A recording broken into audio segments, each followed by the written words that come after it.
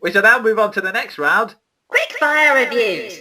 As it says on the tin, this section is where me and Sven review anything we've read, watched or played, but within a maximum time limit of 60 seconds. Sven, do you want to go first?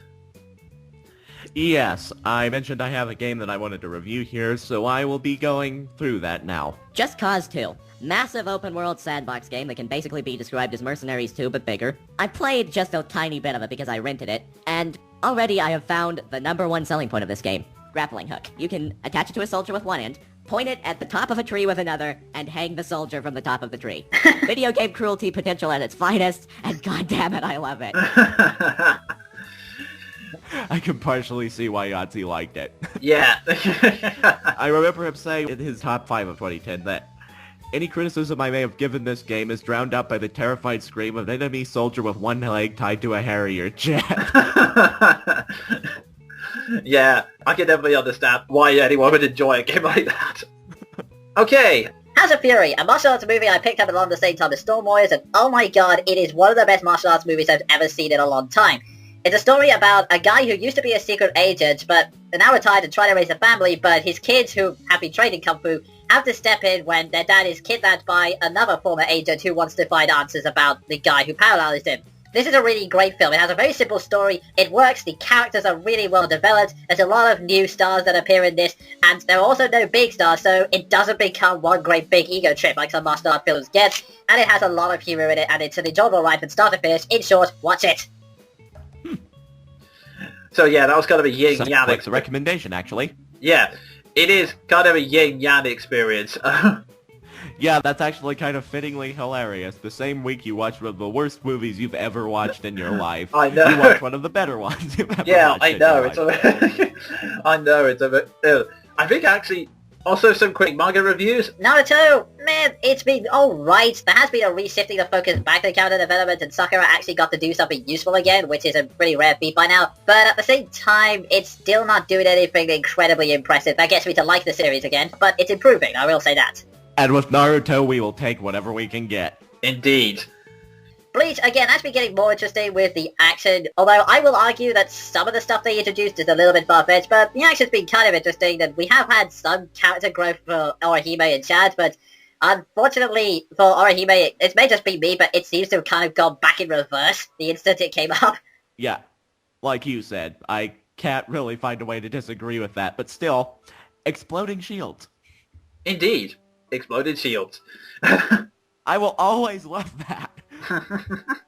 And, yep, I think that's pretty much everything we wanted to cover, so that's the end of this month's Quickfire Reviews. Which means we can now move on to our final section. Discussion! This is it, folks. The big moment you've all been waiting for. It's time for us to talk about E3 2011. A lot of games have been announced, a lot of trailers have been screened, and some consoles have been revealed, so let's waste no time in getting down to business.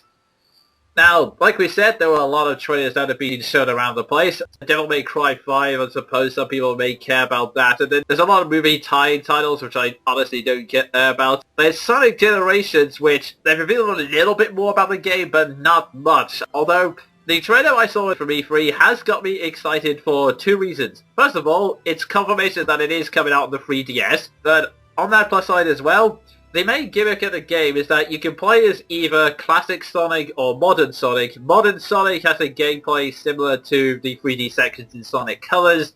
The classic Sonic has 2D platforming stages, and they demonstrate this by playing both Sonics in the same stage, which is City Escape.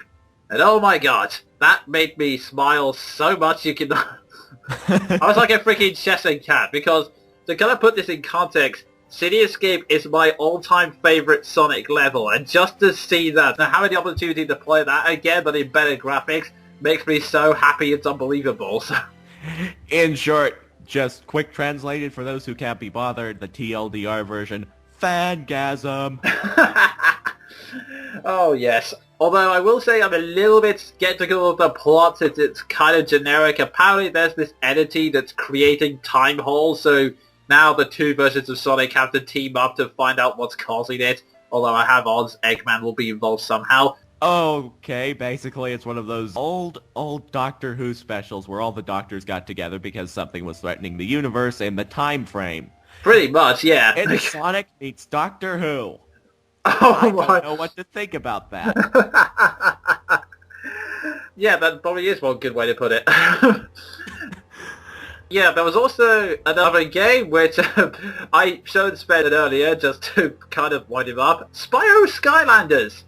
Yeah, Spyro Skylanders. Just from looking at this game, I can already tell you one thing. It's not so much a Spyro game as it is a game with Spyro in it to draw more people to it and make more money. Yeah. Spyro in it looks like an absolute nutcase. Yeah, the trailer did not really impress, I'll be honest. I mean, for those of you who haven't tuned into Monkey Broadcast before, there was one time where we talked about the whole new gimmick it came with, and the trailer was showing off that. They make the plot that there were many people who lived in these Skylands, and they were all transformed into figurines and were sent to Earth, and now, using a special code or augmented reality bit or whatever, you can now bring them inside the game. And we were then shown the selection of the heroes you could collect, none of which interested me at all. Yeah, to be honest, it's more of an action figure collectibles game than it is a Spyro game, and even Spyro's an action figure collectible, who, once again, looks like he wants to murder me. Although then again, when they tried to game with a really pathetic looking villain whose name is Chaos, and just so you know, it's not Chaos as in ripping off the Final Fantasy or Sonic versions, it's Chaos as in ripping off Donkey Kong. It's spelled the exact same way as the robot, K-O-A-S. Yeah, so not only did they feel the need to make a game to just stuff Spyro randomly in a game to get more money, oh, and make him look like a nutter, they felt the need to rip off Donkey Kong Country 3. Yeah. And Nice going. Yeah, actually, the funny thing is, I had a slight deep fear because when I heard the opening announcers say they were all turned into figurines, and then they were sent to Earth, my first thought was, oh god, it's Bucky O'Hare all over again. And then I suddenly thought, oh, actually, it's more like Transformers. And then I also thought, oh god, the whole 80s toy figure cartoons are coming back, but this time for video games. Oh god. Yeah, I can understand being afraid of that. So yeah, we might as well talk about some of the other things. There was, of course, all 3 different conferences, and in that new games were showcased, and Nintendo, well, it's pretty much what you'd expect, really. It's kind of the latest games in the franchise.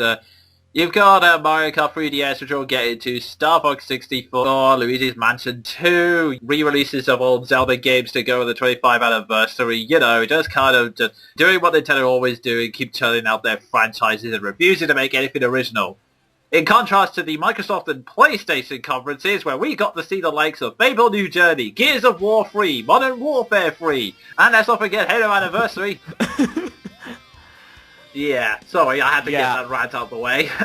Yeah, oh, and let's not forget the fact that at the same conference, they announced Halo 4, 5, and 6. Yeah. Thank you, Microsoft. Thank you.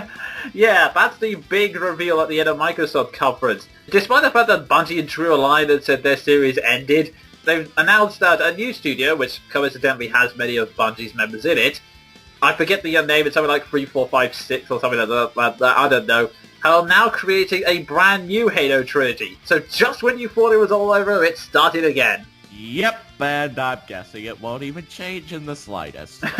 Then again, one of Halo I admittedly kind of enjoyed, but still, some series need to be left alone. Yeah.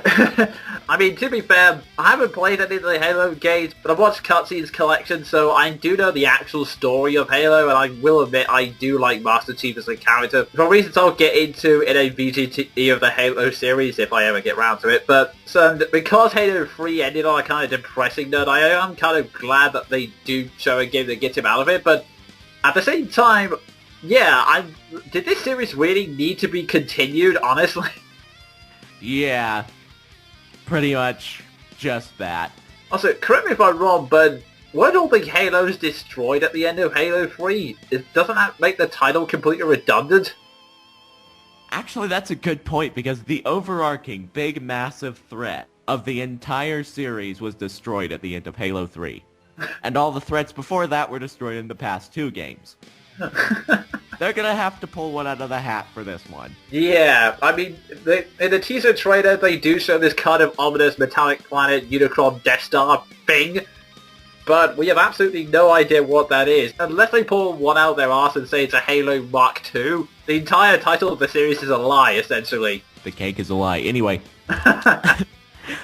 while we're here, I may as well get into Call of Duty. Modern Warfare 3. Basically, it's every single Call of Duty in the history of Call of Duties all over again. Except now you have to pay for multiplayer. What? Yes. They are now saying that they are restricting certain features to Call of Duty Multiplayer Elite, which you have to pay for by month. Oh, dear God. I think I'll be looking up the ending to the Modern Warfare story on the Call of Duty wiki, thank you. Yeah, there really is no excuse for things like that, I'm sorry, but... Especially for Microsoft, which could probably buy all the golden, diamond, encrusted yachts in the world with how much money it has. We're talking about the run by Bill Gates here. That is true. I may also bring up one thing that's been kind of bugging me on a small note. It has been announced that Street Fighter X Tekken, as well as maybe going to the 3DS, is coming to the new PlayStation Portable, which we'll get into in a bit. But the thing is, what confuses me is that not only is this confirmed, which I'd have no problem with, there you have a new playable character in it, which is Cole. Do you not know him from Street Fighter or Tekken? That's because he's not any of those characters. He's the protagonist of Infamous. Yeah, I heard of that from a friend of mine who plays these sort of fighting games, and Infamous, and I was just sitting there like, what? Yeah, I don't get it either. I mean, if it was just a standalone game in one of these series, yeah, I could understand it as a popularity grab, but in a crossover that's supposed to be celebrating these two games, what the freaking hell is a character from a completely different game series doing that? Yeah, I mean, hell, Link in Soul Calibur made more sense. Oh, jeez. I mean, it's not Street Fighter X Tekken, not Street Fighter X Tekken plus one other guy who just happens to be there. It's just... oh... Well, that's partially because that would be probably too long of a name. Although more accurate. I mean, I have no problems against Cole. I mean, I've not played Infamous. I have no idea about his character. But for goodness sake, this is not the game for you. Turn around so that we can get another character from Street Fighter or Tekken in there, please. Yeah, hey, Cole, Soul Calibur 5's coming out. Go toodle off over there. I'm sure they'll welcome you. I mean, hell, they had The Apprentice in the last game. Or Mortal Kombat. They had Chronos. They would definitely accept you. Yeah, definitely. Also, on a vague note, Nintendo have also shown yet more trailers for Kid Icarus Uprising, and honestly, I could not care less about this game. I'm sorry, Kid Icarus fans, but I've never been a fan of the original game, and just looking at the trailers, it hasn't changed my mind about it. Yep, same. To be honest, I can see that Kid Icarus has a story. Unfortunately, I think it's a story on par with Sonic series, which is probably not the best thing to be compared with. Oh, God. Yeah, and in fact, the line they choose to end the trailer and had me bursting out laughing. Kid Icarus basically goes to the villain, Medusa, your days of darkness are over! It's time for you to face the light! Oh, God. That reeks of so much Narm. And that's the dramatic line they try to end the trailer with. Wow. This is totally going good places. Yeah.